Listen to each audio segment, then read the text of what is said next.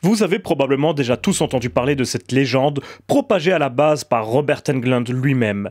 Dans les années 70, il enchaîne les auditions et ressort d'une séance photo pour le casting d'un certain Han Solo, personnage d'un space opéra en pré-production qui s'appellerait Star Wars. En revenant chez lui, il conseille à son colocataire de l'époque de lui aussi passer l'audition pour le héros de ce petit film, un petit bonhomme nommé Luke Skywalker. Et vous vous en doutez, ce fameux colocataire s'appelait Mark Hamill, qui deviendra mondialement connu avec ce rôle qui marquera à coup sûr l'histoire. Fils de Dark Vador, Wow! Spoiler! frère de la princesse Leia, dernier padawan de Yoda, il est aujourd'hui l'un des porte-étendards de la pop culture et héros des meilleurs films de la plus célèbre franchise de science-fiction du cinéma, et tout ça grâce à Freddy Krueger. Cette anecdote est assez connue, et j'en parlais moi-même dans l'une de mes premières vidéos, consacrée à A Nightmare on Elm Street, il y a un bout de temps, et d'autres le firent par la suite. Faut dire que ça a de quoi être marrant, Freddy Krueger qui est à l'origine de l'existence du Luke Skywalker que nous connaissons aujourd'hui. Et pourtant, il y a quelque temps, sur son compte Twitter, Mark Hamill répondait enfin à cette légende, et brisa nos rêves. D'après lui, à l'époque, il avait déjà son propre appartement et ne vivait donc pas avec Robert, et son agent lui avait déjà organisé une audition avec George Lucas pour ce rôle dans La Guerre des Étoiles. Par contre, il admet que Robert était bien l'une des personnalités à lui avoir conseillé de tenter sa chance avec cette production. Et oui, désolé de briser un mythe aujourd'hui. Ça apprendra à tous ces youtubeurs de bas étage à baser leurs vidéos sur des anecdotes hallucinées, elles-mêmes basées sur du vide. Je devrais éviter de m'auto-insulter comme ça dans mes propres vidéos, vous êtes déjà bien assez à le faire dans les commentaires. Ça devient du masochisme là, clairement. Bref, vous avez déjà dû le comprendre si vous avez lu le titre de la vidéo, je le sais, mais après nous être attaqués à Arnold Schwarzenegger et Dolph Lundgren et surtout au lien que ces deux comédiens entretenaient avec le cinéma d'horreur, il est temps de faire pareil avec un autre acteur qui, je le sais, est adulé par un grand nombre d'entre vous. Mais pour une bonne partie du public, Mark Hamill, à part Luke Skywalker, ça n'évoque pas grand chose. Pourtant, ce serait injuste de réduire Mark à ses apparitions dans 6 des 9 films de la saga principale, même si évidemment, elles resteront à jamais ses rôles majeurs, et de très loin. Il est apparu souvent dans la peau de personnages secondaires ou même de simples caméos dans pas mal de films ou de séries relativement connus. Kingsman, Corvette Summer, Jay et Bob Contre-Attaque, Brixby Beer, Laserhawk, etc. Bon, ok, ça ne te fait peut-être pas rêver, mais à côté de tous ces rôles, c'est de ses talents de doubleur qu'il faut absolument parler lorsque l'on évoque la carrière de Mark Hamill. Et j'ai particulièrement envie de mettre en avant son interprétation du Joker de la cultissime série Batman des années 90, réalisée par Bruce Timm, qui deviendra en quelque sorte la référence du domaine.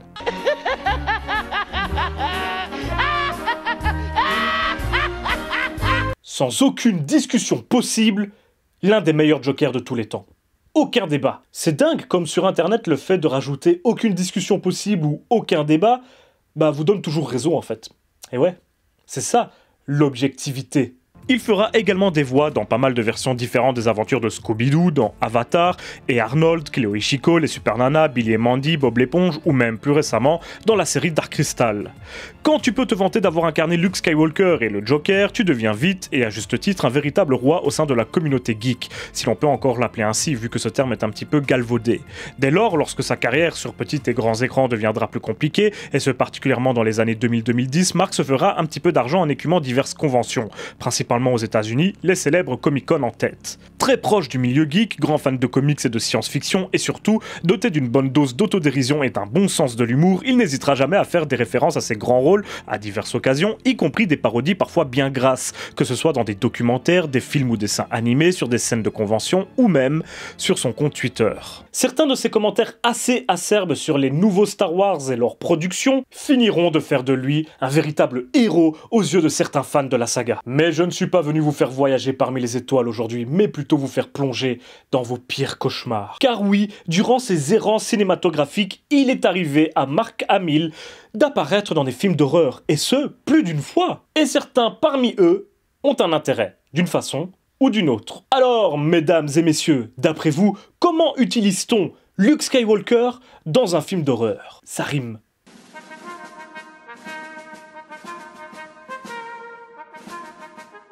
On peut plus ou moins dire qu'à chaque fois que Mark Hamill a été le héros d'un film d'horreur, c'était un policier. C'est-à-dire une seule fois, en vérité, avec le très très mauvais Watchers Reborn, quatrième opus de la saga Watchers, produit par Roger Corman et adapté d'un roman de l'un des maîtres de l'horreur littéraire, Dean Koontz. Si les deux premiers opus étaient à peine médiocres, les deux suivants sont particulièrement pathétiques et malheureusement, notre bon vieux Mark a choisi de coproduire et de tenir le rôle principal du pire de tous, le quatrième, appelé en français Carnage ou encore Les Proies, Résurrection.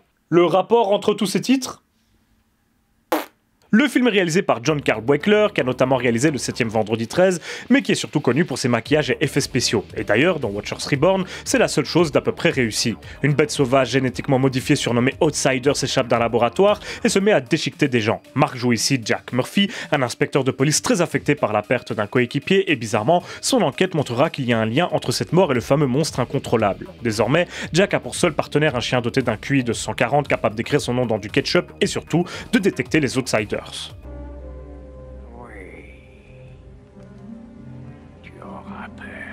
Ici, Mark est donc un vrai bon gars, un bon inspecteur comme on aimerait qu'il en existe plus, traumatisé par la mort de son partenaire, assez courageux pour affronter un monstre terrifiant. Ou pas.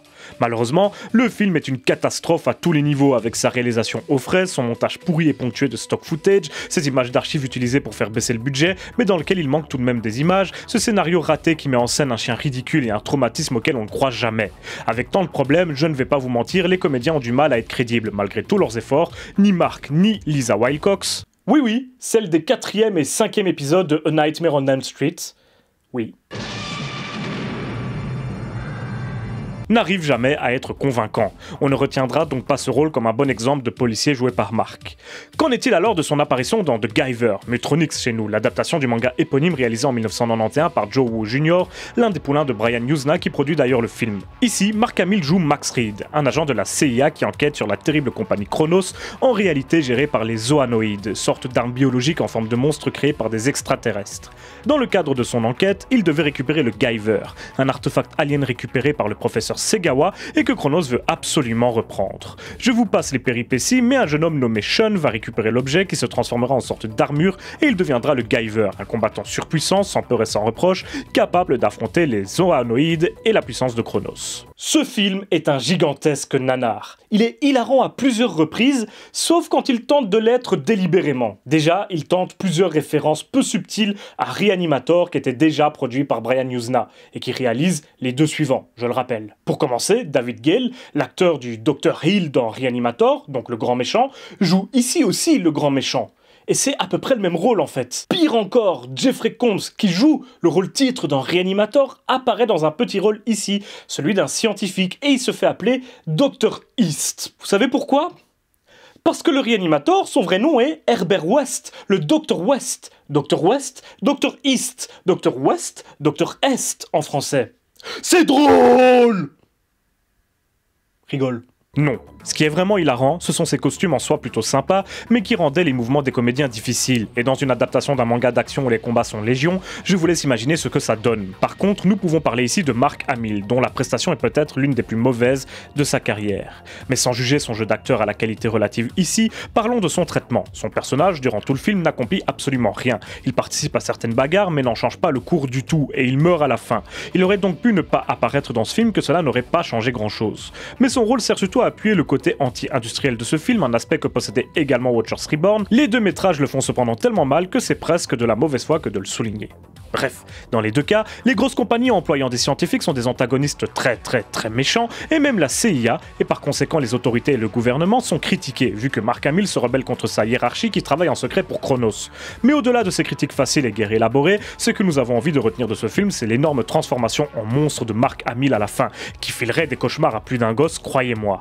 Nous sommes dans du pur body horror, et juste cette séquence justifie à elle seule votre découverte de ce nanar en puissance. Mais surtout, au-delà de tout ça, ça prouve encore une fois l'autodérision et l'amour du genre que possède Mark Hamill. C'est rare qu'un mec aussi connu que lui accepte d'autant se donner en spectacle dans une séquence qui anéantit littéralement tout sex appeal chez lui, en plus de le ridiculiser, on va pas se mentir. Mais pour cet amateur de science-fiction, se transformer de la sorte, c'est en quelque sorte réaliser un rêve de gosse. Encore une fois, beaucoup de stars ont beaucoup trop le melon pour accepter de tourner ce genre de séquence, mais pas Mark. Et je me dois de parler très brièvement de Sleepwalkers, un film scénarisé par Stephen King lui-même et réalisé par son grand pote Mick Garris en 1992. Et pourquoi je dis brièvement? Parce que Mark Hamill y apparaît sous les traits d'un policier au tout début du métrage, mais il n'a que 2 mini-lignes de dialogue et apparaît moins de 5 minutes. Mais si j'ai envie de le mentionner, c'est parce que ça en dit long sur la personnalité du bonhomme. Ce film est assez médiocre selon moi, avec son histoire de félin vampire capable de se transformer et se camoufler et qui ont peur des chats, mais il a été le terrain de jeu de toute une bande de copains. On peut y voir Mark Hamill donc, mais également Stephen King, Clive Barker, Joe Dante, Toby Hooper, John Landis et Ron Perlman, entre autres. Ce sont presque tous de simples caméos, mettons-nous d'accord, mais ça en dit long sur l'ambiance qui devait régner durant le tournage du film. Des copains qui proposent à d'autres copains d'apparaître dans leur métrage. Et Mark Hamill en fait partie. Une vraie bande de fans de cinéma d'horreur qui aiment raconter ou participer à des histoires qui sont censées faire peur. Et ce n'est pas la seule œuvre qui prouvera ce point, assez important finalement pour pouvoir cerner le personnage qu'est Mark Hamill. Puis bon, nous sommes d'accord pour dire qu'un film qui réalise l'exploit de rassembler Stephen King et Clive Barker dans une même scène, c'est plus ou moins un genre de chef-d'œuvre, non ?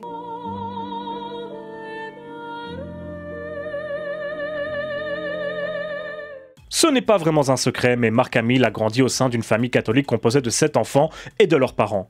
De là à dire que c'est pour cette raison qu'il a choisi d'interpréter les personnages dont je vais parler à présent, il n'y a qu'un pas que je ne franchirai pas. Dans le remake du Village des damnés réalisé par John Carpenter en personne en 1995, il joue le rôle du révérend local, un personnage secondaire mais tout de même relativement important dans l'histoire. Sa présence dans l'intrigue a une certaine importance, il cherche à protéger les habitants de la petite ville de la menace représentée par ces étranges enfants, menace difficile à saisir à la base pour les gens qui se sentent seulement vaguement mal à l'aise en leur présence et les relie instinctivement à des meurtres, suicides et accidents étranges arrivés récemment. Le révérend George est un leader apprécié par sa communauté et en tant que représentant de Dieu, il sent bien que quelque chose ne va pas avec eux.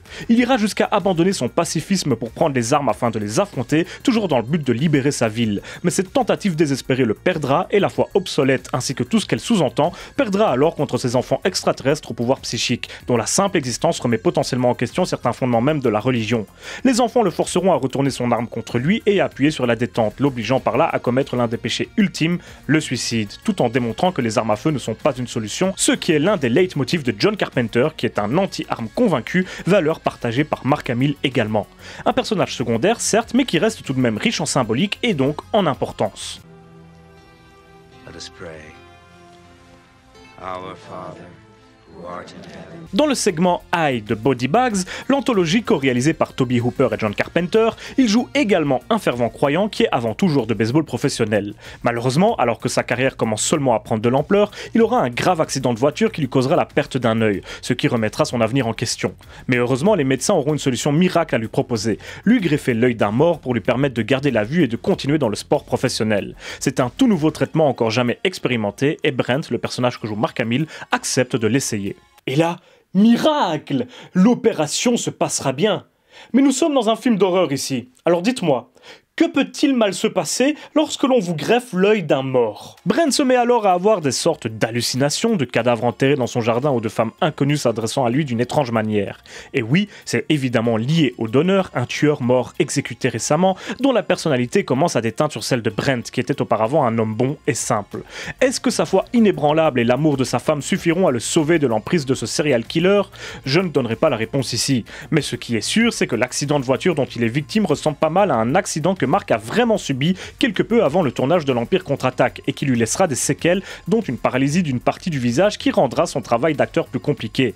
Les mêmes réflexions ont dû traverser l'esprit de Mark Hamill à cette époque et son personnage de Brent dans ce sketch, ce qui rend sa prestation très personnelle. Mais là où Brent se laisse envahir et ne cherche à se protéger qu'en lisant sa Bible, Mark est allé de l'avant et aujourd'hui, beaucoup considèrent ses prestations impactées par les séquelles de son accident comme un style particulier. En plus, cet accident donnera la fameuse rumeur selon laquelle la scène de la planète Hoth a été créé uniquement pour justifier les cicatrices de Mark Hamill. Encore une fois, c'est une légende assez difficile à vérifier, tant si longtemps que les principaux acteurs ne se sont pas prononcés là-dessus. Mais en tant que spectateur, j'aime ce genre de mythe du cinéma. Et je m'en fous un peu de savoir si c'est vrai finalement. You are my buddy until the end. Selon moi, les rôles les plus intéressants de Mark Hamill sont ses rôles de méchants. Nous pouvons tout de suite en finir avec son personnage de Brent dans Body Bags qui, submergé par l'influence de son œil, deviendra un véritable antagoniste, bien malgré lui. Mais surtout, si j'ai encore envie de parler de ce film, c'est à nouveau pour mettre en avant la famille de cinéma de Mark Hamill, puisque Body Bags était un véritable projet entre potes. Nous pouvons y apercevoir dans le désordre John Carpenter lui-même dans le rôle d'un faux médecin légiste, Toby Hooper, Wes Craven, Sam Raimi ou encore donc Mark Hamill. Une production qui ressemble quand même à ce niveau-là à Sleepwalker, durant laquelle des copains invitent d'autres copains à venir s'amuser avec eux. Il y a des chances que le rôle de Mark ait été spécialement écrit pour lui, d'où le rapprochement que l'on peut faire avec son histoire personnelle. Car il est clair que Mark Hamill s'éclate à jouer des méchants. Outre le Joker qu'il incarne à la perfection, il sauve des productions médiocres comme Midnight Ride de Bob Bravler par sa simple présence. Dans ce film, il joue un autostoppeur psychopathe qui sera donc pris par une femme fuyant son mari policier qui refuse de la laisser partir. Le film est une suite de courses-poursuites mal rythmées, mal filmées, mal photographiées et mal montées, et franchement, les seuls bons moments du métrage sont portés par Mark en fou furieux qui en fait des caisses pour notre plus grand plaisir.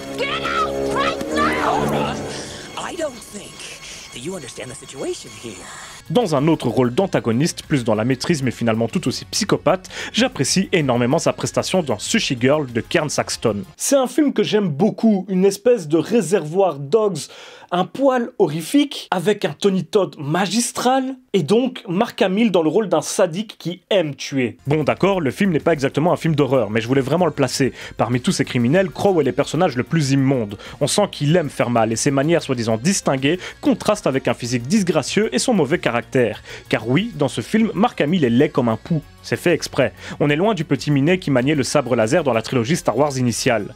Mais je ne pourrais pas parler des antagonistes horrifiques joués par Mark Hamill sans évoquer un certain Chucky. Car oui, c'est bien lui qui fait la voix de la plus célèbre poupée tueuse dans le reboot de Child's Play. Et non, je n'aime pas ce film, comme j'ai pu l'indiquer dans la critique que j'en ai faite. Par contre là, la prestation de Mark est assez irréprochable. Il en arriverait presque à me faire oublier le géant Brad Dourif. Bon, presque.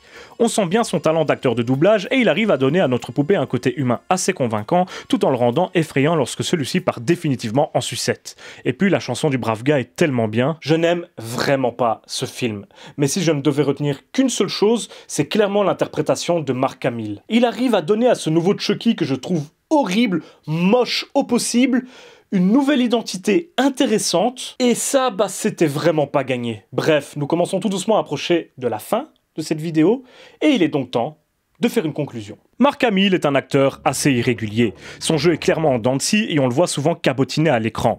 Mais bien souvent, c'est sa façon à lui de s'éclater en jouant dans des films parfois assez médiocres. Le voir prendre autant à cœur des rôles aussi insignifiants ou dégradants le rend instantanément sympathique et c'est particulièrement vrai quand il joue des méchants. Il arrive presque à être effrayant grâce à des mimiques exagérées, des regards de fou et des intonations surprenantes. Je le préfère tellement dans ce genre de rôle qu'en Jedi un petit peu trop sage à mon goût. Et le fait qu'il soit aussi proche de cinéastes comme John Carpenter ou Toby Hooper prouve son attrait pour le cinéma de genre. Clairement, dans ce genre de rôle, ce n'est pas la gloire ou l'argent qu'il vient chercher, mais vraiment l'amusement. Le fait de travailler avec des techniciens qu'il apprécie autant humainement que professionnellement, et cela nous donne des œuvres irrégulières, certes, mais à l'ambiance inégalable. Cela me fait regretter de ne pas l'avoir vu dans plus de films d'horreur, même si on peut s'interroger sur certains de ses choix. La traversée du désert qu'il a connue début des années 2000 lui a sans doute fait accepter des rôles qu'il n'accepterait plus aujourd'hui. À moins qu'au contraire, ce genre de production le fasse vraiment kiffer, ce que je ne pourrais que respecter. En tout cas, un comédien capable d'autant d'autodérision, qui accepte des rôles clairement en décalage avec son image et son statut, moi, j'aimerais en voir plus. C'est une certitude.